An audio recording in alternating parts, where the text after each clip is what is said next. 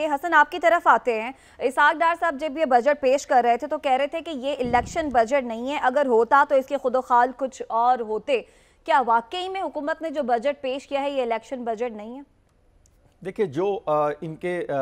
Budget تقریر کا جائزہ لے تو ایسا لگتا ہے کہ یہ الیکشن کے حوالے سے جس طریقے سے انہوں نے کم از کم تنخواہ جو ہے وہ 32,000 روپے مقرر کرنے کی منظوری دی, پھر اس کے بعد جو پینشنر کے حوالے سے فیصلے لیے گئے, پھر کم از کم اجرت جو ہے وہ 32,000 روپے کی گئی. وہ چاہے انہوں نے مخالفت کی مسلم لیگ نون کی جانب سے کیبنٹ کے اجلاس میں بھی مخالفت کی, لیکن پاکستان پیپلز پارٹی ہمیشہ سے جب دیکھے تو وہ حکومت میں جب رہی تو وہ ہمیشہ سے یہ کہتی تھی کہ سرکاری ملازمین کو سہولیات دیں, بے روزگاری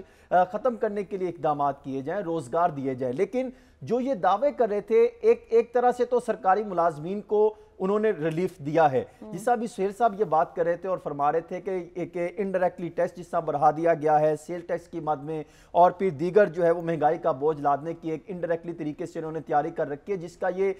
جو ہے وہ جس طرح میں کہہ رہا تھا کہ وہ ایک گھما پھرا کے وہ الفاظوں کا وہ گورکھ دھندا سامنے رکھ رہے تھے. اگر اس کا بھی جائزہ لیا جائے تو اگر یہ پیسے بڑھا رہے ہیں تو دوسری طرف مہنگائی کو کنٹرول کرنے کے لیے ان کے پاس کوئی فارمولہ نہیں ہے. ابھی تک کوئی ایسا ہمیں دیکھیں بجٹ انہوں نے اناؤنس کر دیا, مان لیا اناؤنس کر دیا تو اگست میں یہ حکومت ختم ہو رہی ہے, تو اگست کے بعد اگر نگران سیٹ اپ آتا ہے تو کیا ان کو تو یہ چاہیے تھا کہ یہ 3 پیرالل سسٹم میں یہ بتاتے کہ 3 ماہ میں یا 6 ماہ کے دوران یہ اور اگلے 6 ماہ کے دوران اس طریقے سے ہم جو ہے وہ اقدامات کریں گے. کوئی ان کے پاس جو ہے وہ ریفارمز قسم کی یا کوئی یونیفارم قسم کی پالیسی یا کوئی میتھڈ انہوں نے نہیں اس میں دیکھنے کو ملا. یہی چیز ہے کہ جب بینکرز یا کوئی اکاؤنٹنٹ بجٹ بناتا ہے تو پھر یہ چیزیں تو آتی ہے, اگر اکانومسٹ بناتے تو پھر شاید سچویشن کچھ اور ہوتی. ٹھیک ہے, آپ کہہ رہے ہیں کہ اگر اکانومسٹ یہ بجٹ بناتے تو سچویشن کچھ اور